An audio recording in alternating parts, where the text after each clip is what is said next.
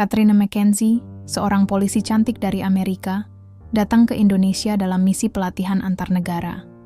Setelah kehilangan suaminya dalam tugas beberapa tahun lalu, hatinya membeku, hingga ia bertemu dengan Alim, seorang penjual gorengan yang sederhana namun hangat.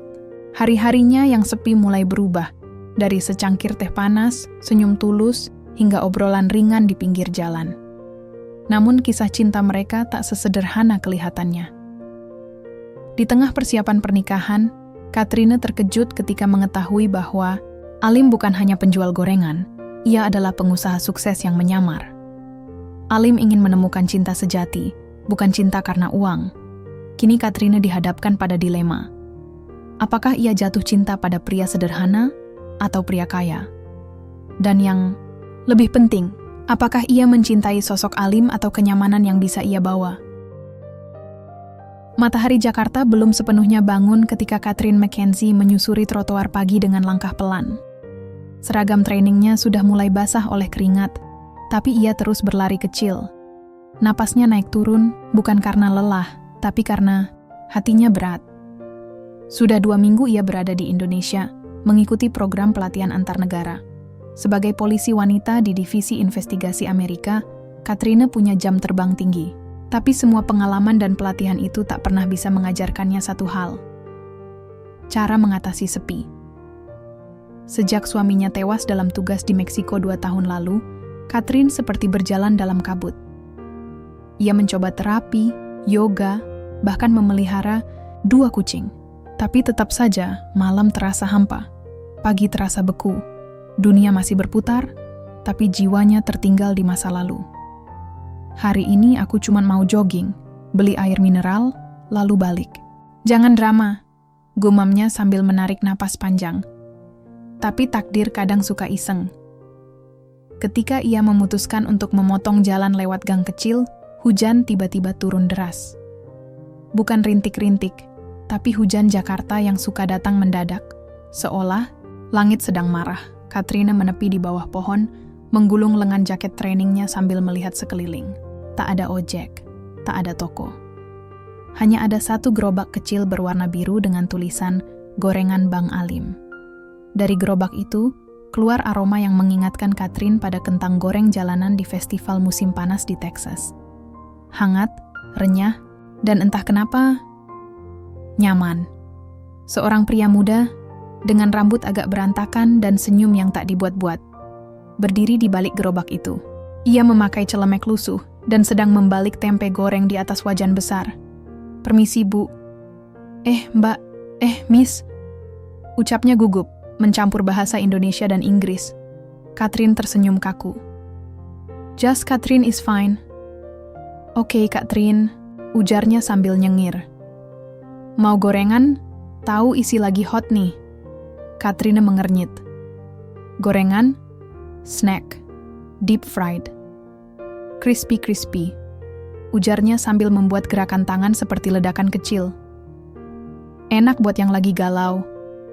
Katrina tertawa pelan. Tawa pertama dalam beberapa hari ini. "Galau, ya?"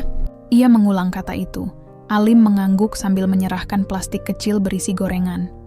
Galau itu, kayak hati patah, pikiran bingung, tapi masih bisa makan. Katrina menerima plastik itu, lalu duduk di kursi plastik kecil yang disediakan di samping gerobak. Hujan terus turun. Jalanan mulai sepi. Hanya suara gemericik dan gelegak minyak yang mengisi udara. "Namamu siapa?" tanya Katrina, sambil menggigit tahu isi yang masih panas. "Alim." "Cuma Alim." "Cuma?" "Iya. Karena saya nggak penting. Yang penting gorengan saya." Ia terkekeh kecil. Katrina menatapnya. Senyum itu bukan senyum orang yang sedang menjual sesuatu. Itu senyum orang yang sudah berdamai dengan hidup. "Apa kamu selalu dagang di sini?" "Setiap pagi. Dari subuh sampai jam 10. Habis itu saya..." "Ya, hidup aja." Jawaban itu aneh. Tapi Katrina tak ingin bertanya lebih jauh. Entah kenapa ia merasa nyaman.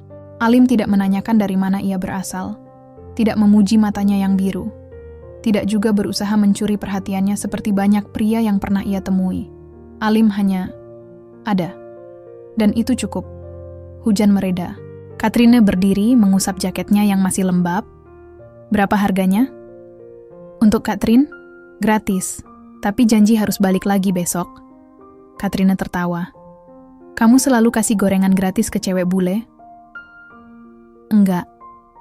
Tapi kalau cewek bulenya, senyum kayak Katrin, saya kasih bonus tahu 2. Hari itu, Katrina pulang dengan plastik gorengan, hati yang sedikit lebih ringan, dan senyum yang mulai muncul di ujung bibirnya.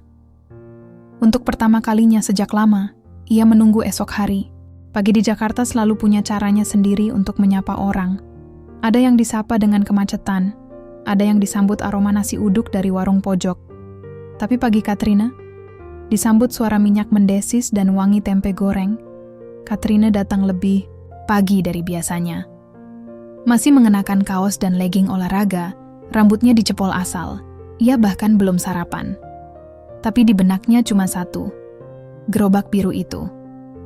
Alim sedang menyusun tahu isi di rak besi kecil. Ketika melihat Katrin datang, senyumnya langsung muncul seperti refleks. Katrin pagi-pagi amat. Kangen tahu isi. Katrin duduk di bangku plastik yang sama seperti kemarin. Lebih kangen suasananya. Ujarnya jujur. Alim berhenti sejenak, lalu menatap Katrin dengan mata yang tak menuntut, hanya menunggu. Suasana Jakarta? Katrina menggeleng pelan. Suasana mau kamu, gerobak ini, gorenganmu, damai aja gitu. Alim tak berkata apa-apa, hanya tersenyum kecil, lalu menuang adonan bakwan ke wajan. Hening. Tapi hening yang tak canggung.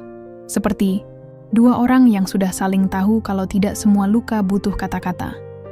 Suamiku meninggal 2 tahun lalu, ucap Katrina tiba-tiba.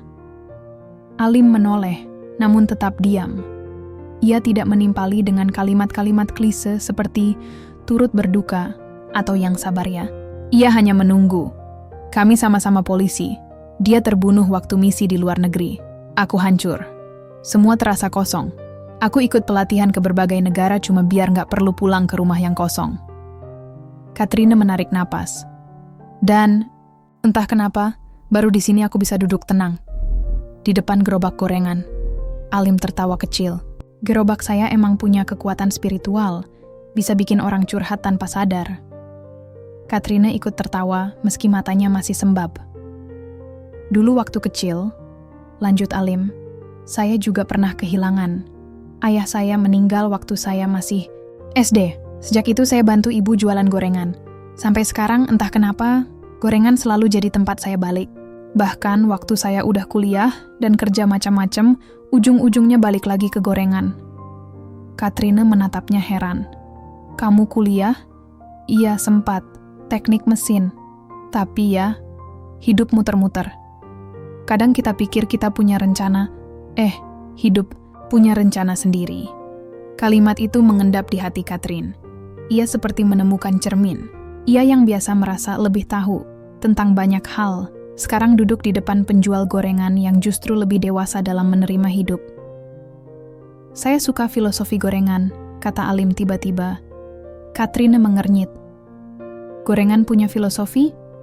Punya, dong, jawab Alim sambil menunjuk tahu isi. Luar renyah, dalamnya hangat, kayak manusia. Kadang kita terlihat kuat, tapi dalamnya masih lembut, rentan. Tapi justru itu yang bikin manusia indah. Katrina tersenyum lebar. Bukan karena tahu, isi yang ia gigit, tapi karena cara Alim memandang dunia. Sederhana, tapi dalam. Tidak rumit seperti laporan kepolisian. Tidak penuh tekanan seperti rapat-rapat taktis. Kenapa kamu masih sendiri, Alim? Tanya Katrina iseng. Alim pura-pura berpikir. Soalnya yang mau sama penjual gorengan susah dicari. Kalau dia bukan cuma penjual gorengan, tapi orang baik yang bikin perempuan bisa tersenyum lagi, itu gimana? Alim menoleh, dan untuk pertama kalinya ia tampak sedikit gugup. Ya, itu mungkin baru pertama kali saya dengar. Katrina memandangi gorengannya yang tinggal setengah. Hujan kemarin mungkin sudah reda, tapi hujan di hatinya baru mulai mereda. Hari ini, ada kehangatan yang perlahan masuk, dan sumbernya bukan dari tahu isi, tapi dari tangan yang menggorengnya. Kamu bakal jualan terus sampai tua. Tanya Katrina pelan. Alim hanya tersenyum. Mungkin. Atau mungkin nanti takdir bawa saya ke tempat lain. Tapi sejauh ini, saya betah di sini. Apalagi sejak ada pelanggan baru yang suka curhat pagi-pagi. Katrina menunduk, menahan tawa yang hangat. Untuk pertama kalinya, ia merasa dilihat bukan sebagai polisi, bukan sebagai bule, bukan sebagai perempuan yang beda, tapi sebagai manusia biasa yang sedang mencoba hidup lagi. Dan mungkin, hanya mungkin, hidupnya mulai berubah sejak tahu isi pertama itu. Hujan datang tanpa peringatan. Bukan gerimis romantis yang bikin kangen, tapi hujan deras yang bikin pasar tradisional jadi lautan plastik, terpal, dan sandal jepit licin. Katrin berdiri canggung di depan pasar Cipulir, menatap langit seperti marah padanya. Payung lipat di tangan sudah kalah sebelum perang, rusak digilas angin. Jaket tipisnya basah, dan rambut pirangnya menempel di wajah. Tapi meski kesal, ia tak bisa menahan tawa kecil saat melihat sekeliling. Orang-orang berlari. Ada yang tetap cuek jualan. Ada yang malah joget di tengah hujan sambil teriak, "Diskon, diskon karena hujan." Lalu tiba-tiba, Katrin menoleh. Di kejauhan, seorang pria berkaus lusuh dan sandal swallow melambai-lambai dengan payung hijau terang. Alim, ia berlari kecil, memayungi Katrina dengan senyum secerah langit sebelum hujan. Tumben ke pasar. Lagi nyari tahu isi yang premium ya? Godanya. Katrin tertawa. Suara tawanya tercampur air hujan. Aku pikir kamu jualan di trotoar. Ternyata punya cabang juga di pasar. Enggak. Aku lagi beli minyak goreng sama cabe. Tapi ternyata semesta tahu kamu butuh payung. Alim mengangkat alis, sok pahlawan. Aku kesini buat nyari panci kecil. Aku mau coba masak sendiri. Katrin mengangkat kantong plastik kecil di tangannya. Isinya cuma satu panci aluminium murah. Wah, gorengan homemade buatan Katrin McKenzie? Harus masuk museum tuh. Katrin meringis. Enggak, gorengan sih.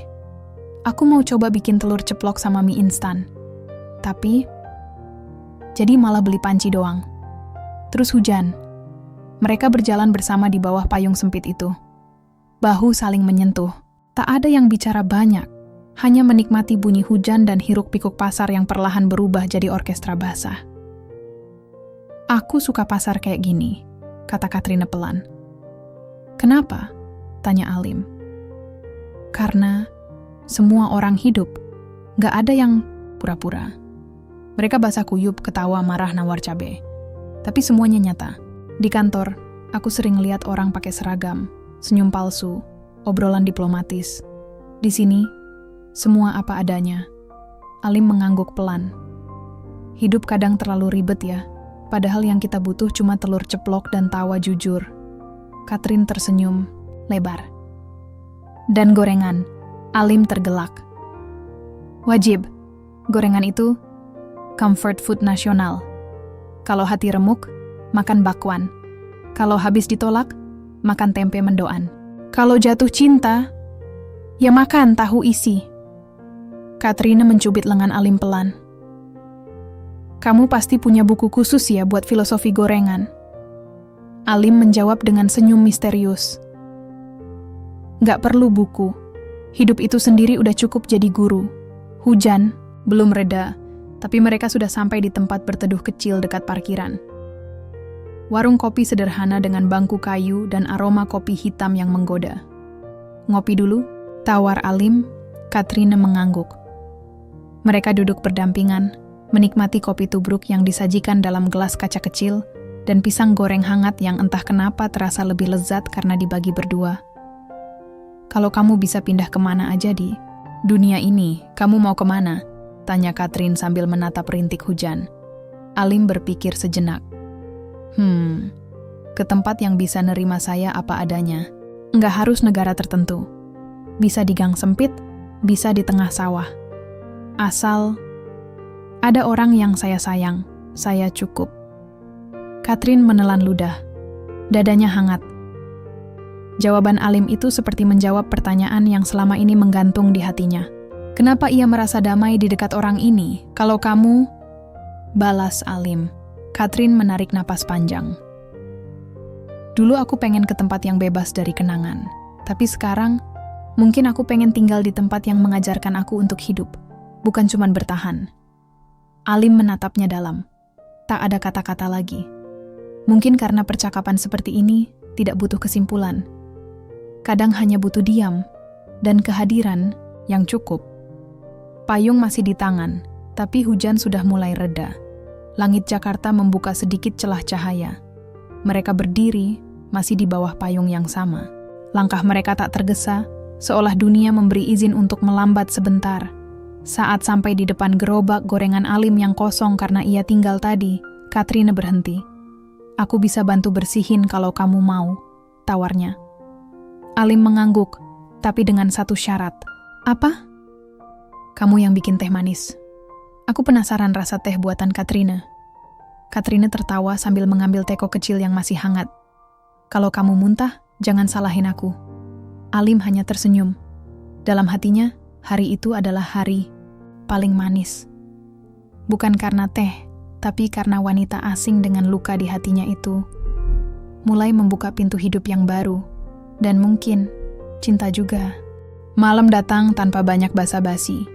Langit Jakarta yang biasanya galak, malam itu tampak lembut. Angin hanya berbisik pelan lewat jendela kamar kontrakan Katrine yang sempit tapi rapi. Di meja kecil di pojok kamar, Katrine duduk bersila, menatap selembar kertas kosong dan bolpoin yang sudah 2 kali digigit ujungnya. Ia belum tahu harus menulis apa. Sudah 30 menit ia hanya menatap kertas itu, seakan sedang bernegosiasi dengan dirinya sendiri. Lalu akhirnya, ia mulai menulis. "Dear Tuhan, aku bukan orang yang paham banyak tentangmu, tapi aku tahu rasanya sendiri. Aku tahu rasanya kehilangan seseorang, dan mencoba tertawa padahal dada kosong. Hari-hariku belakangan terasa aneh. Ada tawa yang tak dibuat-buat. Ada obrolan yang ringan tapi dalam. Ada senyum seorang penjual gorengan yang entah kenapa bikin aku merasa diterima. Namanya Alim. Dia lucu, bikin aku pengen hidup lagi. Tapi, apakah ini cinta? Atau cuman aku yang takut sendiri? Aku nggak minta jawaban sekarang. Tapi kalau boleh, tunjukkan aku jalan. Dengan caramu yang sederhana. Katrine." Setelah menulis itu, Katrine tak menangis seperti biasanya. Ia malah tersenyum. Kecil. Mungkin memang begitu cara semesta bekerja. Mengirim seseorang yang tak kamu duga, lewat cara yang tak kamu minta. Keesokan harinya, Katrin bangun lebih pagi dari biasanya. Bukan karena ada tugas kepolisian, tapi karena ia ingin melihat matahari terbit dari balkon kecil di lantai 2 warung tempat ia tinggal sementara. Dan entah kenapa, ia juga membawa 2 gorengan sisa semalam. 1 tempe, 1 tahu isi. Cuma 2, tapi seperti punya makna. Di bawah, suara gerobak Alim sudah terdengar. Katrine langsung menuruni tangga dengan langkah cepat. "Pagi," sapa Katrine sambil mengangkat 2 gorengan di tangannya seperti sedang menunjukkan medali. Alim menoleh, lalu tertawa. "Wah, itu sarapan sisa ya? Cinta nggak mengenal basi." Katrine nyengir. "Kalau kamu yang masak, basi pun rasanya tetap enak." Alim terdiam sejenak. Senyumnya mengendur, agak malu. Kak Trin, kamu nanti sore sibuk nggak?" Katrine mengangkat alis. "Kenapa? Aku mau ngajak kamu ke tempat spesial." "Spesial gimana?" "Rahasia dong. Nanti jam 5. Sore ya, aku jemput." Katrine berpura-pura curiga. "Jangan-jangan kamu mau kenalin aku sama ibumu?" Alim tertawa. "Kalau kamu siap di sidang karena belum bisa goreng bakwan, bisa aja." Jam 5 sore, Alim datang bukan dengan gerobaknya, tapi dengan sepeda motor tua yang mengeluarkan suara berisik tapi setia. Katrine naik di boncengan sambil memeluk jaketnya, erat-erat, takut rambutnya beterbangan. Tujuan mereka? Masjid kecil di pinggiran kota. Tempat sederhana tapi penuh warna. Banyak anak kecil lari-lari, ada ibu-ibu yang sedang mengaji di serambi, dan suara azan maghrib yang mengalun lembut. Katrine diam. "Kenapa kesini?" Bisiknya, Alim menoleh. Kamu bilang, kamu pengen hidup lagi. Aku juga. Dan ini tempat yang bikin aku merasa hidup. Katrina menatap masjid itu. Bukan megahnya yang menariknya, tapi suasananya. Hangat, jujur, tidak menuntut. Sama seperti Alim. Aku belum paham, kata Katrina lirih. Nggak perlu langsung paham. Cukup rasain dulu, jawab Alim sambil mempersilahkan Katrina duduk di bangku kecil dekat taman kecil di samping masjid. Seorang anak perempuan mendekat sambil membawa segelas air putih dan senyum manis. Ini buat kakak, katanya sambil memberikan gelas itu ke Katrina. Katrina menerimanya dengan bingung. Terima kasih, ya. Anak itu pergi begitu saja, lalu melambaikan tangan. Katrina memandang gelas itu. Kenapa anak itu tiba-tiba kasih aku air? Alim tersenyum. Karena di sini, kalau lihat orang asing, mereka kasih apa yang mereka bisa. Sekalipun cuma segelas air. Dan aku juga pengen ngasih kamu apa yang aku bisa. Katrin tak bisa berkata-kata. Matanya mulai basah. Bukan karena sedih, tapi karena terlalu lama tak merasakan keikhlasan yang seperti ini. Alim, gumamnya. Kamu tahu nggak? Kamu orang pertama yang bikin aku ingin jadi orang yang lebih baik. Bukan karena terpaksa, tapi karena pengen. Alim menunduk. Suaranya pelan, nyaris seperti doa. Kalau kamu mau jalan bareng aku siap nuntun.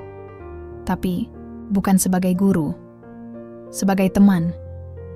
Atau kalau Tuhan izinkan, pasangan. Katrina menatapnya, lalu tersenyum dengan mata berkaca-kaca. Kalau kamu ngajarin aku goreng bakwan dulu, mungkin aku bisa pertimbangkan. Mereka berdua tertawa pelan di bawah langit senja. Tak ada musik romantis, tak ada pelukan dramatis. Tapi ada dua hati yang mulai berani membuka pintu, perlahan tapi yakin. Dan di dalam hati Katrina, surat kecil yang ia tulis semalam sudah mulai dijawab Tuhan dengan caranya.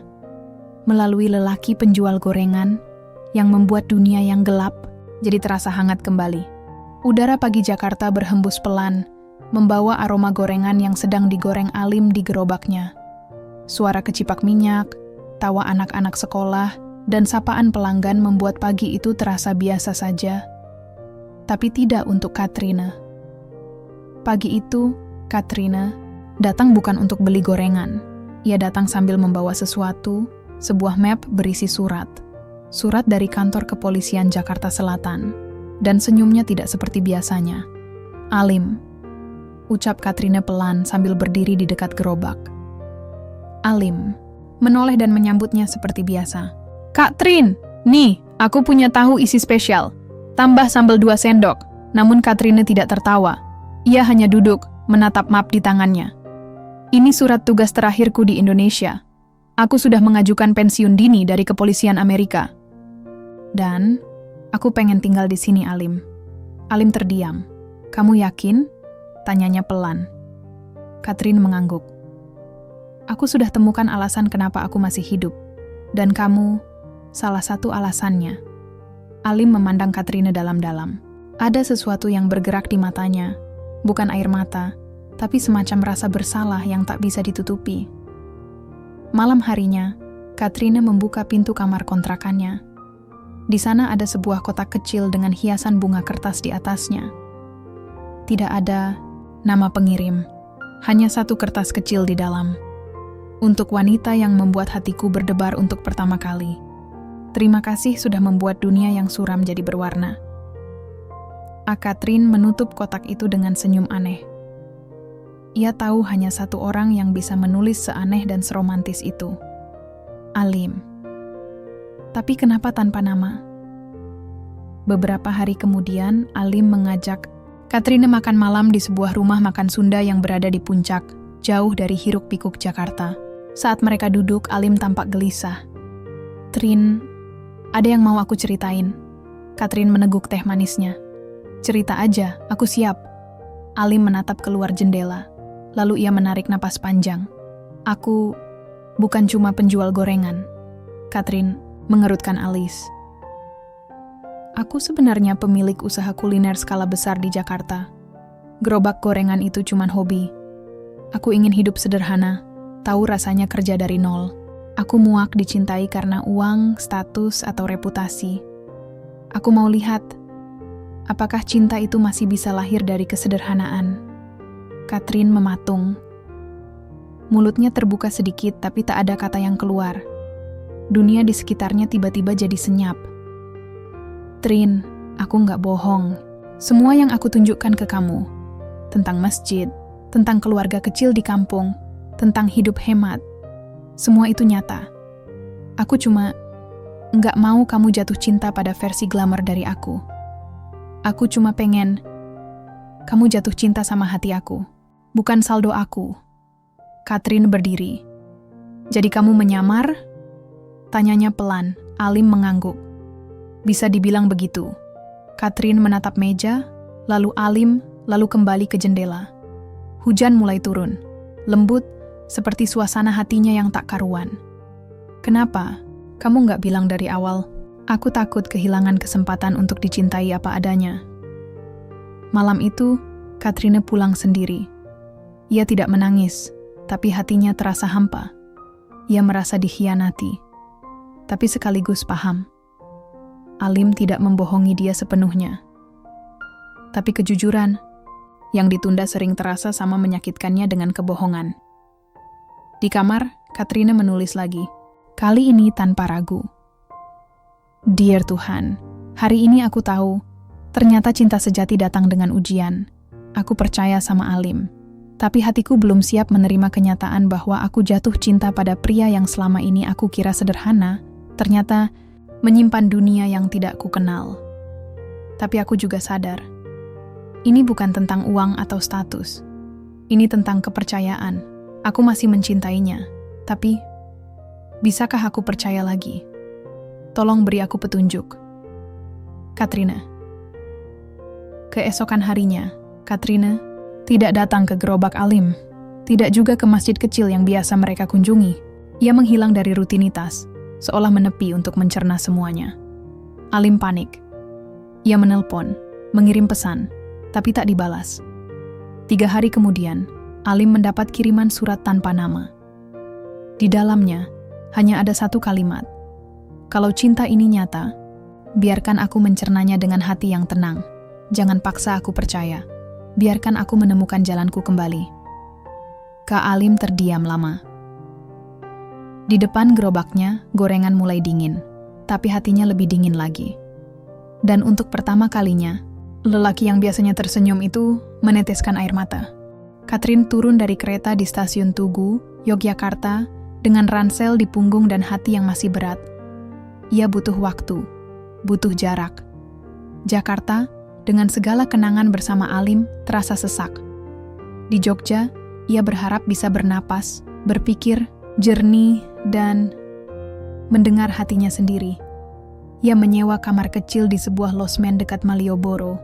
Kamarnya sederhana, ranjang kayu, kipas angin, dan jendela yang menghadap ke gang sempit. Tapi dari tempat itu, Katrina merasa lebih tenang. Di malam pertamanya di Jogja, Katrina duduk di warung lesehan sambil menikmati teh poci. Ia membuka buku, catatan kecilnya, buku yang sama yang selalu ia bawa sejak pertama kali menginjakkan kaki di Indonesia. Aku sedang bersembunyi dari cinta, bukan karena tak cinta, tapi karena aku belum tahu caranya mencintai tanpa takut disakiti. Ia menutup buku itu. Matanya nanar. Hatinya masih berdebat. Kenapa aku harus kecewa? Alim tidak menipuku sepenuhnya. Tapi, kenapa dia harus menyamar? Keesokan harinya, Katrina berjalan tanpa tujuan, hingga langkahnya membawanya ke sebuah masjid tua di ujung gang kecil. Masjid itu kecil, dindingnya hijau pudar, halamannya teduh dengan pohon mangga besar di tengahnya. Ia ragu masuk. Tapi suara azan zuhur yang merdu membuatnya terdorong. Seorang ibu tua dengan kerudung coklat menyambutnya. Mau salat nak? Tanyanya lembut. Katrina tersenyum kaku. Saya belum muslim bu, saya cuma ingin duduk sebentar. Ibu itu mengangguk. Silakan, masjid ini terbuka untuk siapa saja. Bahkan yang hatinya masih bingung. Kadang temukan tenang di sini.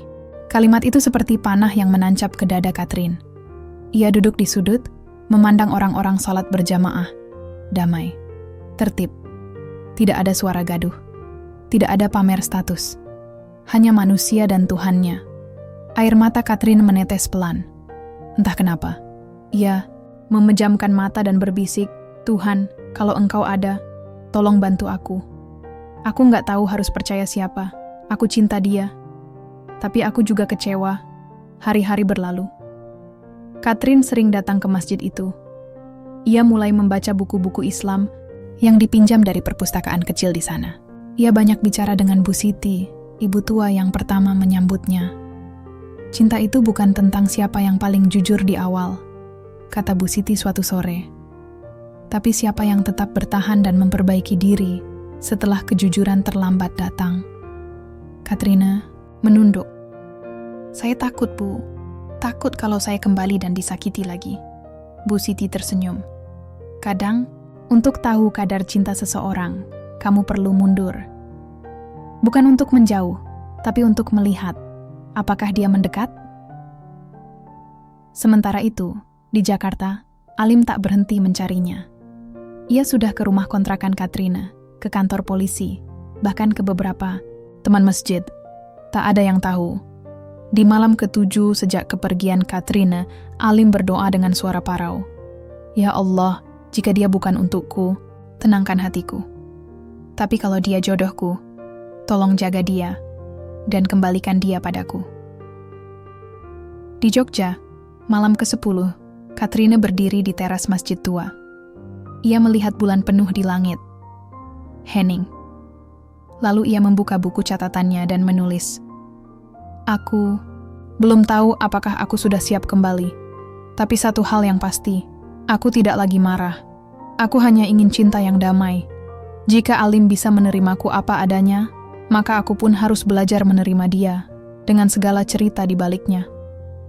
Ia menutup buku itu, dan untuk pertama kalinya sejak meninggalkan Jakarta, ia tersenyum. Esok paginya, ia mengucapkan kalimat yang sudah lama ada di hatinya. Dengan Bu Siti sebagai saksi, di masjid kecil itu, Catherine mengucapkan syahadat. "Asyhadu an la ilaha illallah wa asyhadu anna Muhammadan Rasulullah." Air matanya jatuh, bukan karena sedih, tapi karena damai. Beberapa hari kemudian, Catherine berdiri di depan gerobak gorengan yang kini sepi. Alim tidak ada. Tapi di meja kecilnya, ada sebuah catatan tertempel. "Kalau kamu kembali, Trin, aku di tempat pertama kita bertemu. Di bawah pohon trembesi dekat sungai. Aku akan menunggu."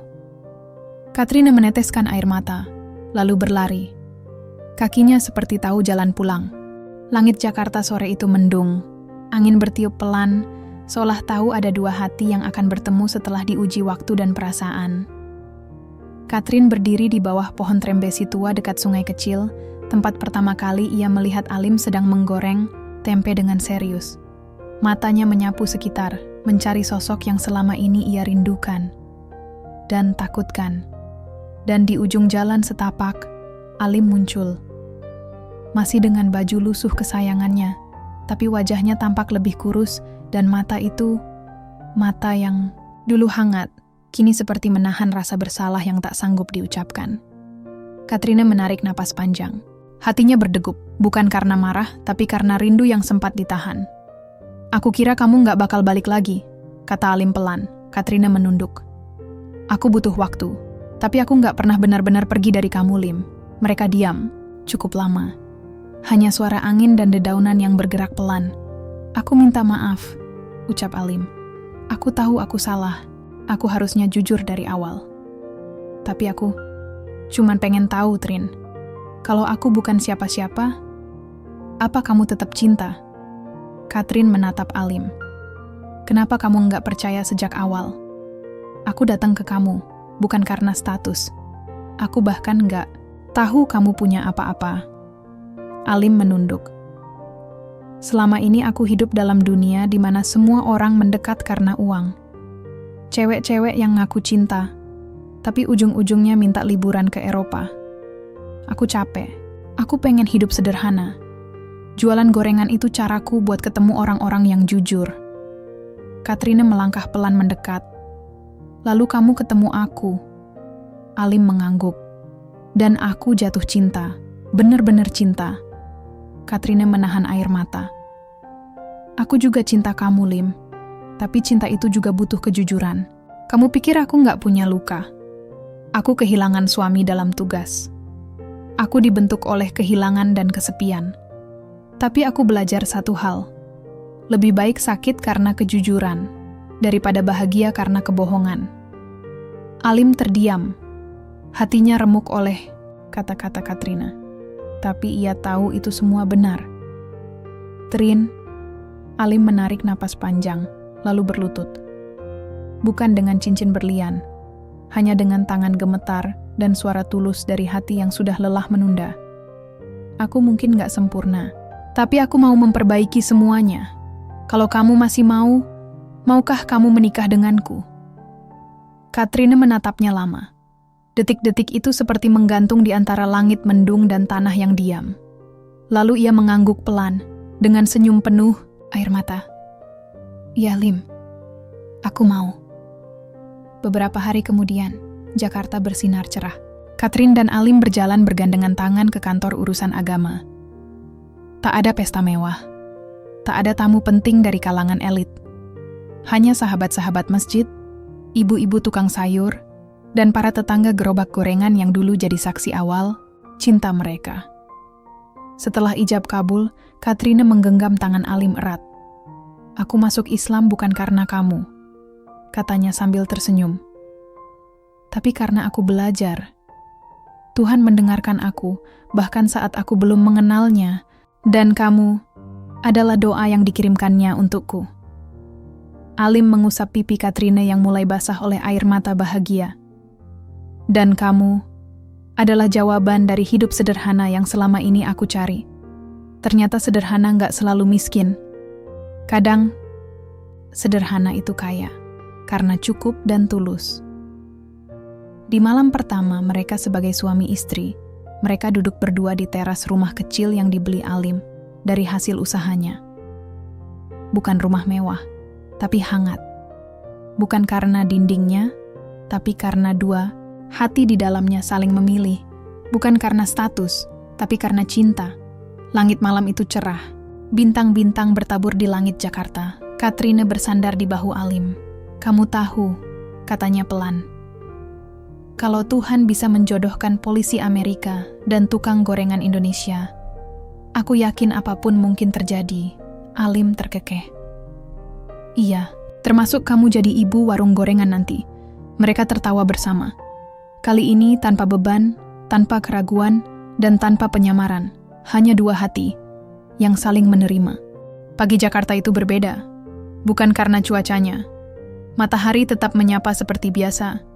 Burung-burung masih berkicau di atas kabel listrik. Dan deru motor masih berlalu lalang seperti orkestra kota yang tak pernah diam. Tapi pagi itu berbeda. Karena di sudut kecil sebuah gang sempit, warung gorengan kecil bernama Cinta and Tempe resmi dibuka. Bukan warung biasa. Warung itu punya dua pemilik. Alim, yang dulu dikenal sebagai tukang gorengan biasa, dan Katrin McKenzie, mantan polisi. Amerika yang kini mengenakan hijab sederhana dan senyum yang hangat. Warga sekitar ramai datang. Bukan karena promo atau diskon, tapi karena mereka ingin melihat kebahagiaan dua orang yang telah mereka saksikan jatuh cinta dari nol. Dari tawa sederhana sampai air mata yang pernah jatuh di selokan depan. Tempe 1, Bu Katrin, seru Pak. Rudi, sopir angkot yang selalu langganan. Pisang goreng 2, Bang Alim. Tapi jangan gosong kayak hatiku. Canda Bu Lilis, ibu-ibu RT Katrin tertawa sambil membungkus gorengan. Tangannya cekatan, logatnya campur-campur, dan sesekali masih terdengar aksen asing yang belum hilang sepenuhnya. Tapi semua orang di sana sudah menganggapnya bagian dari kampung. Sementara Alim sibuk menggoreng, sesekali melirik istrinya dengan penuh bangga. Tak pernah terbayang dalam hidupnya, cinta sejati bisa muncul dari tempat yang tak terduga, dari perempuan yang datang dari seberang dunia, menantang jarak, budaya, dan masa lalu. Malam itu, setelah warung tutup dan tawa-tawa warga reda, Katrin duduk berdua bersama Alim di teras rumah kecil mereka. "Lim," katanya pelan sambil menatap langit penuh bintang. "Aku sering mikir, kalau dulu aku nggak ke Indonesia, mungkin aku nggak akan pernah kenal apa itu ikhlas." Alim tersenyum. "Aku juga, Trin. Kalau aku nggak nekat nyamar jadi tukang gorengan, mungkin aku masih dikelilingi orang-orang palsu dan nggak pernah tahu rasanya dicintai. Bukan karena dompet, tapi karena hati."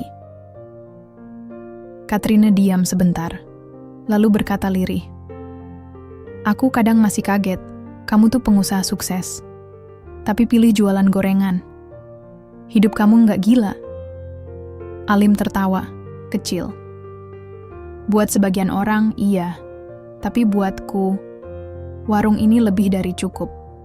Setiap hari bisa lihat kamu, bisa dengar suara kamu, bisa berbagi sama orang sekitar.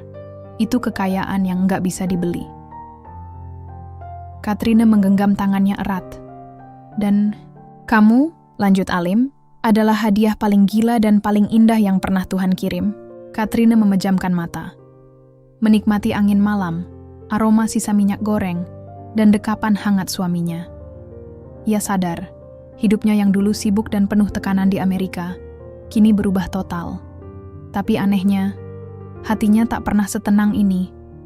Dalam sujud, ia temukan kedamaian. Dalam doa, ia temukan makna baru tentang kehilangan, penerimaan, dan cinta. Beberapa bulan kemudian, warung mereka makin ramai. Bukan karena viral, tapi karena ketulusan mereka menular. Anak-anak kecil sering duduk di bangku kayu, mendengarkan kisah Bu Katrin dari Amerika yang belajar wudhu sambil jatuh ke ember. Warga sekitar sering meminta nasihat dari Bang Alim, yang dikenal bijak meskipun hanya lulusan hidup. Dan setiap orang yang lewat selalu senyum, karena tahu bahwa di gang kecil itu, cinta tidak cuma dijual dalam bentuk tempe goreng, tapi juga dalam bentuk ketulusan yang digoreng dengan hati. Di dinding warung, tergantung sebuah tulisan sederhana dengan bingkai kayu. Cinta sejati tidak mengenal negara, bahasa, atau status. Ia hanya butuh dua hati yang mau saling menerima, meski datang dari dunia yang berbeda. Dan di bawahnya, ada foto Katrina dan Alim, tersenyum lebar dengan celemek gorengan dan tangan saling menggenggam. Langit Jakarta masih sama seperti dulu. Tapi di gang kecil itu, cinta telah mengubah segalanya.